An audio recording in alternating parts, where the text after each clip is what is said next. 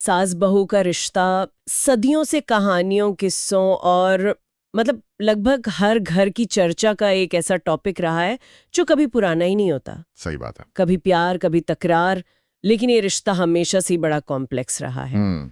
आज हम जिस कहानी पे बात करने वाले हैं वो इसी रिश्ते को एक बिल्कुल नए, मजेदार और आज के जमाने के नजरिए से देखती है। ये एक पंजाबी फिल्म है जिसका टाइटल है नी में सास कुटनी। और ये टाइटल ही मतलब अपने आप में बहुत कुछ कह जाता है। हाँ बिल्कुल। ये सिर्फ एक मजेदार नाम नहीं है, ये एक पारंपरिक पंजाबी लोकगीत मतलब एक बोली से लिया गया है।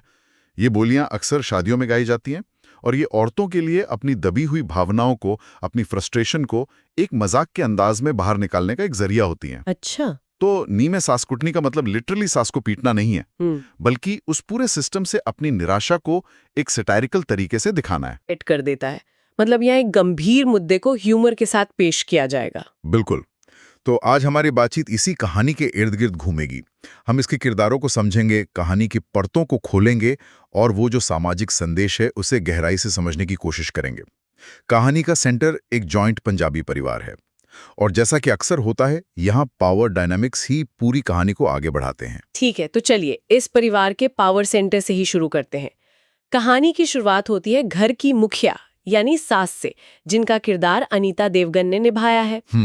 हमें जो पता चला है वो ये है कि वो एक दबंग और पुरानी सोच वाली महिलाएं हैं जो मतलब लोहे की मुट्ठी से घर चलाती हैं। हाँ, घर की सीईओ हैं एक तरह से।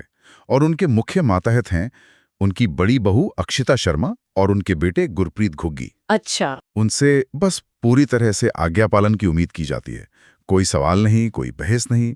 जब उनके बड़े बेटे की शादी होती है तो वो खुश होती हैं, लेकिन इसलिए नहीं कि घर में कोई नया आ रहा है, बल्कि इसलिए कि अब उन्हें आराम मिलेगा और हुक्म चलाने के लिए एक और इंसान मिल जाएगा। और फिर वो उससे भी तंग आ जाती हैं। हाँ, बहुत जल्द। ये बहुत दिलचस्प है कि वो अपनी सास के साथ हुए बर्ताव को ही दोहरा रही हैं। क्या उन्हें इस बात का एहसास है? क्या वो जानती हैं कि वो वही कर रही हैं जो उनके साथ हुआ था? ये एक बहुत ही जरूरी सवाल है। और हाँ, उनका ये व्यवहार उनके अपने अतीत से जुड़ा है। उनकी अपनी सास बीजी, जिनका किरदार दमदार निर्मल ऋषि ने निभाया है, उन्होंने उनके साथ बहुत बुरा बर्ताव किया था। ओह। उनसे अंतहीन काम करवाए जाते थे, ताने दिए जाते थे। तो ये एक तरह का दुर्व्यवहार का चक्र है। Cycle of abuse. जी। जब कोई शक्तिहीन महसूस करता है, जैसे अनीता अपनी सास के सामने, तो वो अक्सर अपने से कमजोर समझे जाने वाले व्यक्ति पर वही कंट्रोल करके अपनी शक्ति को फिर से महसूस करने की कोशिश करता है। फिल्म इस साइकोलॉजी को बहुत सिंपल तरीके से दिखाती है। तो ये एक तरह का जेनरेशनल ट्रॉमा है जो पास ऑन हो रहा है। वो अपनी सास से परेशान तो हैं, पर उनका खुलकर विरोध नहीं कर सकती। बिल्कुल। तो सारा गुस्सा और फ्रस्ट्रेशन अपनी बहू पर निकल रहा है, एक प्रेशर कुकर की तरह जहां भाप कहीं और से निकल रही है। बिल्कुल सही पकड़ा आपने। फिल्म उनके व्यवहार को जस्टिफाई नहीं करती, बल्कि उसकी वजह बताती है। वो खुद उस सिस्टम की एक विक्टिम है जिसे वो अब चला रही हैं। और इसी तनाव भरे माहौल में कहानी का असली संघर्ष पनपता है। और वो संघर्ष है अनीता देवगन का छोटा बेटा मेहताब विर्क, एक मेडिकल इंटर्न है ना? जी बिल्कुल। उसे अपनी सह इंटर्न सीरत से प्यार हो जाता है, जिसका किरदार तन्वी नागी ने निभाया है। अच्छा। अब मेहताब अपनी माँ के स्वभाव को अच्छी तरह जानता है। उसे पता है कि इस रिश्ते के लिए तो वो कभी नहीं मानेंगी। तो उसके पास क्या ऑप्शन है? वो एक बहुत बड़ा और कह सकते हैं साहसी कदम उठाता है। वो उनकी मर्जी के खिलाफ सीरत से गुप्त रूप से शादी करने का फैसला करता है। अकेले? मतलब ये सिर्फ उसका फैसला था? यहीं पर कहानी और मजेदार हो जाती है। ये सिर्फ बेटे का अकेला विद्रोह नहीं है। अच्छा। परिवार के बाकी सदस्य, पिता, बड़ा भाई और यहाँ तक कि बड़ी भाभी भी, जो खुद अनीता के राज से परेशान है, वो सब चुपके से इस शादी को सपोर्ट करते हैं। अरे वाह। वो इस जोड़े की एक सीक्रेट शादी करवाने में मदद करते हैं। ये एक तरह का सामूहिक मौन विद्रोह है। वाओ। तो पूरा परिवार एक तरह से साइलेंट रिबेलियन में शामिल है, लेकिन ये सब गुप्त रूप से हो रहा है। ये राज आखिर कब तक छिप सकता था? जाहिर है ज्यादा दिन नहीं। और फिर आता है वो ड्रामा वाला सीन, जब मेहताब और सीरत शादी करके घर लौटते हैं। जैसा कि हम सोच सकते हैं, अनीता देवगन अपने बेटे और बाकी परिवार की इस हरकत पर आग बबूला हो जाती हैं। उन्हें लगता है कि उनकी अथॉरिटी को चैलेंज किया गया है। हाँ। वो कसम खा लेती हैं कि इस नई बहू सीरत की जिंदगी तो अब मुश्किल बनानी ही है। और यहां तक कहानी बिल्कुल एक टिपिकल शोषित बहू की कहानी लगती है। तो यहीं से कहानी का वो हिस्सा शुरू होता है जहां दर्शक सोचते हैं कि अब बेचारी बहू के साथ वही सब होगा जो फिल्मों में हमेशा होता आया है। बिल्कुल, लेकिन यहीं पर कहानी का सबसे बड़ा ट्विस्ट आता है। सीरत एक पारंपरिक दब्बू विक्टिम नहीं है। ओके। वो एक आज के जमाने की मॉडर्न, पढ़ी लिखी और मजबूत इरादों वाली लड़की है। वो अपनी सास के अत्याचारों की कमजोर दब्बू पीड़िता बनने से साफ इनकार कर देती है, और यहीं से सास और बहू के बीच एक दिमागी जंग का मंच तैयार होता है। ओके, तो दिमागी जंग, ये सुनने में मजेदार लग रहा है। यही फिल्म के ह्यूमर का सेंटर होगा। बिल्कुल। इसे हंसी और नाटक से भरी रोलर कोस्टर राइड कहा गया है। लेकिन ये जंग होती कैसे है? कोई उदाहरण है इसका?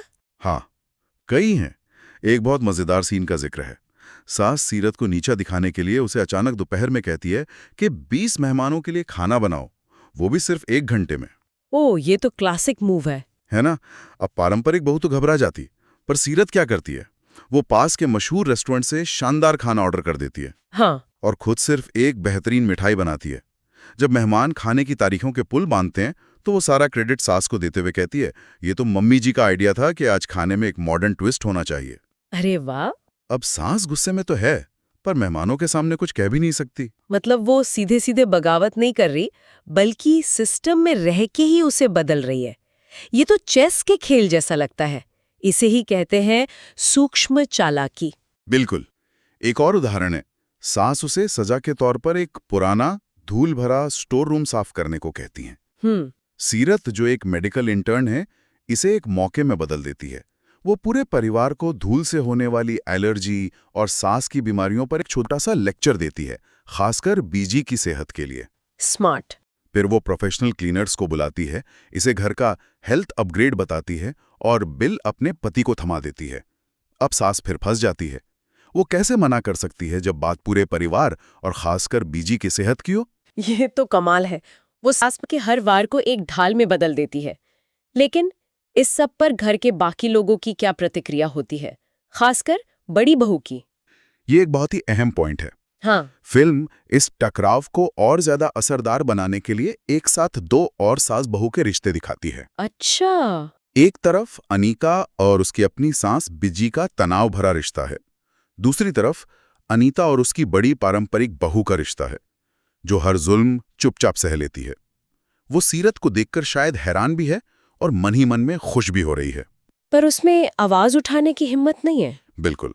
ये सब मिलकर सास बहू की गलतफहमियों की एक विरासत को दिखाता है और उस चक्र को मजबूत करता है जिसे सीरत तोड़ने की कोशिश कर रही है। और इस पूरे नाटक में घर के मर्द कहाँ हैं, जैसे गुरप्रीत घुग्गी और करमजीत अनमोल? हाँ, और ये फिल्ममेकर्स का एक सोचा समझा फैसला लगता है। उन्हें ज्यादातर महिलाओं के निर्देशों और इमोशंस के अधीन दिखाया गया है। ये एक तरह की टिप्पणी है कि कैसे अक्सर घरों में सत्ता का केंद्र महिलाएं होती हैं, चाहे वो पॉजिटिव हो या नेगेटिव। लेकिन पुरुषों की एक जरूरी भूमिका है। वे समय समय पर सामाजिक संदेश देते हैं, इस बात की वकालत करते हुए कि सासू माँ को अपनी बहू को बेटी की तरह अपनाना चाहिए। वे कहानी के नैतिक केंद्र के रूप में काम करते हैं, भले ही वो एक्शन के केंद्र में ना हो। तो ये दिमागी जंग का खेल कब तक चलता है? इसका अंत कैसे होता है? क्या सीरत इस चक्र को तोड़ने में कामयाब होती है? हाँ, आखिरकार होती है। सीरत का तरीका, मतलब सम्मान के साथ अपने लिए खड़ा होना और दबने से इनकार करना, वो धीरे धीरे परिवार की डायनामिक्स में एक पॉजिटिव बदलाव लाता है। ये अचानक नहीं होता होगा? नहीं, बिल्कुल नहीं। कोई एक बड़ा क्लाइमैक्स सीन नहीं है जहां सास अचानक बदल जाती है। ये एक धीमी प्रक्रिया है। सीरत की लगातार कोशिशें, उसकी चतुराई और साथ ही परिवार के प्रति उसकी जिम्मेदारी धीरे धीरे सास के मन में उसके लिए एक सम्मान पैदा करती है। हो सकता है कहानी में कोई ऐसा मोड़ आता है जहां सीरत की मॉडर्न सोच या उसकी मेडिकल नॉलेज किसी बड़ी मुसीबत में परिवार के काम आती है, जिससे सास को उसकी असली कीमत का एहसास होता है। बिल्कुल। तो इसका मतलब है कि फिल्म सिर्फ हंसाती नहीं है, बल्कि एक गहरा संदेश भी देती है। इसका मकसद सास को कुटना या हराना नहीं, बल्कि एक पुराने जहरीले सिस्टम को बदलना है। निश्चित रूप से फिल्म का मुख्य संदेश यही है कि आज के समय के लिए इस रिश्ते में बदलाव की जरूरत है। ये सुझाव देती है कि एक मॉडर्न अप्रोच के साथ सास और बहू का रिश्ता खट्टा और दमनकारी होने के बजाय मीठा और एक दूसरे के प्रति सम्मानजनक बन सकता है। ये एक हल्के फुल्के मनोरंजन के पर्दे के पीछे एक बहुत ही प्रोग्रेसिव संदेश है। ये कहती है कि परंपराओं का सम्मान करना जरूरी है, लेकिन उन परंपराओं का नहीं जो किसी का दमन करती हों। तो अगर हम आज की इस चर्चा को समेटें तो हमारे सामने एक ऐसी कहानी है जिसमें एक दबंग सास है जो अपने अतीत के बोझ तले दबी है और अनजाने में उसी चक्र को दोहरा रही है। हाँ। फिर एक आधुनिक पढ़ी लिखी बहू आती है जो विक्टिम बनने से इनकार करती है और सम्मान के साथ अपनी जगह बनाती है। सही। और इन दोनों के बीच एक मजेदार दिमागी जंग है जिसका मकसद एक सदियों पुरानी धारणा को चुनौती देना है। ये फिल्म कॉमेडी के जरिए एक गंभीर सामाजिक मुद्दे पर कमेंट करती है। हाँ, ये दिखाती है कि कैसे एक आधुनिक दृष्टिकोण पारंपरिक संघर्षों को सुलझा सकता है। लेकिन ये चर्चा एक बहुत ही दिलचस्प सवाल भी खड़ा करती है। क्या? फिल्म बदलाव का सारा भार नई बहू की चतुराई और उसके लचीलेपन पर डालती है। उसे ही आकर सिस्टम को ठीक करना पड़ता है। सही कहा, सारा प्रेशर उस पे है जो सबसे नई है। बिल्कुल। तो यहाँ एक सवाल उठता है, कहानी कैसी दिख सकती थी अगर बदलाव की पहल किसी नवागंतुक से नहीं बल्कि पुरानी पीढ़ी के किसी ऐसे व्यक्ति से होती जो उस चक्कर को तोड़ने का फैसला करता जिसे उन्होंने खुद अनुभव किया था। क्या होता अगर सास अनीता देवगन खुद ये तय करती कि जो मेरे साथ हुआ वो मैं अपनी बहू के साथ नहीं होने दूंगी? वो कहानी शायद कम मजेदार होती, लेकिन शायद ज्यादा शक्तिशाली होती।